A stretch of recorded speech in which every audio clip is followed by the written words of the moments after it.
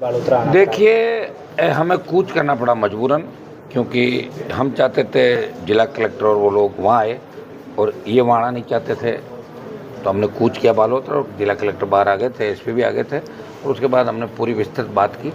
निश्चित रूप से जो डोले की समस्या है बहुत गंभीर समस्या है।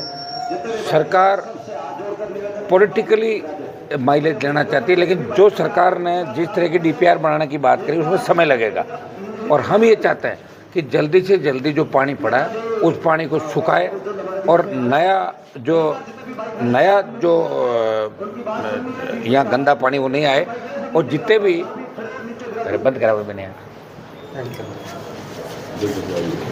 तो ये तभी तो हिंदुस्तान इतना गुलाम रहा था इतने साल तक। ऐसे लोग हर जगह मिलेंगे आपको। नया जो गंदा पानी आ रहा है यहाँ पे उन फैक्ट्रियों को बंद करें। इसको लेके भूपेंद्र यादव जी से मैं मिला था दिल्ली के अंदर, पार्लियामेंट के अंदर हमने मामला उठाया। फिर हम कोशिश करेंगे कल और परसों जो पार्लियामेंट चलेगी कि जोजरी नदी का स्वरूप पुणे लौटे। और देखिए, आप जहाँ भी देखो, कभी हिमाचल के अंदर, उत्तराखंड के अंदर जो भूस्खलन हुआ और जिस तरह पहाड़ टूटे, कहीं न कहीं प्रकृति के साथ छेड़खानी कर रहे हैं। ये हमारी जो नदी नाले पुराने थे, अतिक्रमण होने से पॉलिटिकल लोगों ने हर जगह, बड़े लोगों ने नदी नालों के रास्ते रोके, इनका भाव क्षेत्र था उनको रोका, बांध खत्म हो गए, नदियाँ खत्म हो, तो पब्लिक को परेशानियों का सामना करना पड़ा। ये बड़े लोगों की फैक्ट्रियाँ हैं यहाँ पे, बोरानाडा और आपकी जो ये तीनों चारों जगह। तो मैं भी मेरी तरफ से बेस्ट प्रयास करूँगा। हम कोशिश कर रहे हैं, लेकिन अब ये जन आंदोलन बन गया। अब पूरे देश की नज़रें इस पे।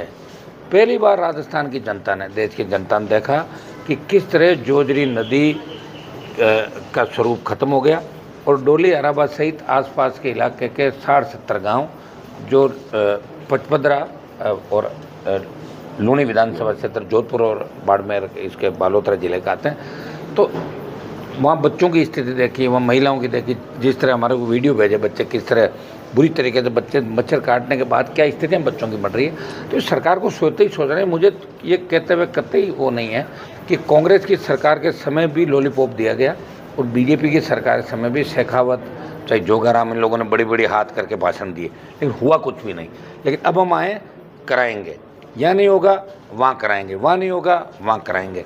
और ये हमारी ताकत का ही परिणाम है कि जो कह रहे थे ना हम बाहर आते ही नहीं, वो भी बाहर देखा था आपने सबको। उसके बाद हमने विस्तृत बात करी और निश्चित रूप से इनके भरोसे में नहीं कि भाई जिला कलेक्टर करेंगे। हमारे अंदर खुद में इतना दम है कि हम सरकार पर दबाव बना के डोली अराबाद क्षेत्र के अंदर जिस तरह भाई थान सिंह और इन लोगों ने इसका बीड़ा उठाया। 14 अगस्त को हमारा कार्यक्रम था, लेकिन चूंकि 14 अगस्त को राष्ट्रीय पर्व था, हम भी मामला नहीं बिगाड़ना चाहते, इसलिए इनकी बात हमने मान ली थी और आज सत्याव करना पड़ा। दुर्भाग्य इस बात का है कि पूरी रात इन्होंने निकाली, पूरी रात निकाली। ये चाहते थे ये काम वहीं आके कर सकते थे, बाहर तो आए थे यहाँ और चाहे यहाँ हो, तो बाहर तो आई गई ना, फिर तो बाहर आ गए तो जीत तो पब्लिक की हुई। लेकिन लोकतंत्र के अंदर ऐसी चीज़ें नहीं चलती, कभी भी नहीं चलती। हमने लोगों को आते हुए देखा, जाते हुए देखा, कुर्सियों से उछलते हुए देखा। तो ये समय भी आएगा। अभी हम लड़ रहे हैं। मुझे ये बाड़मेर और बालोतरा के नेताओं में अगर दम होता तो हनुमान बेनीवाल को तड़के 4 बजे आके इस तरह न्याय दिलाने के लिए खेतों के अंदर नहीं घूमना पड़ता। कुछ अधिकारी अच्छे भी हैं तो प्रयास कर रहे थे किसी न इस तरह मामला बैठे। हम भी ये चाह रहे थे लॉ एंड ऑर्डर नहीं बिगड़े, ये तो लॉ एंड ऑर्डर बिगड़ा हुआ था।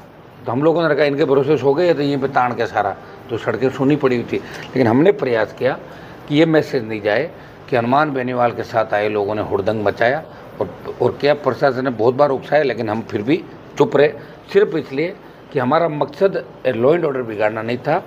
इन 60-70 गाँवों के अंदर जो गंदा पानी आ रहा है उस गंदे पानी से मुक्ति, इस पानी को सुखा के नई फैक्ट्रियाँ जो गंदा पानी छोड़ रही है उन फैक्ट्रियों पर कार्रवाई करवाना। कार्रवाई हमने कराई और भी कार्रवाई करेंगे।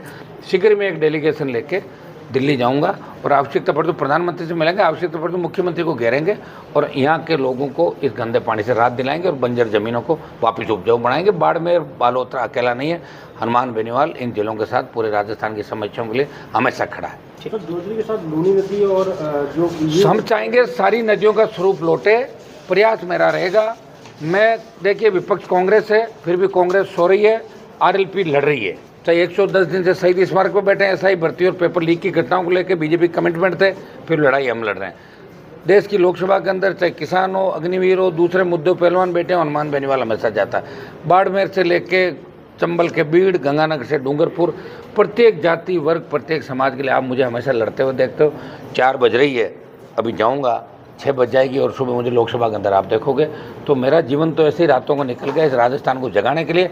अब राजस्थान कब जगेगा, 28 में और प्रयास कर लेंगे।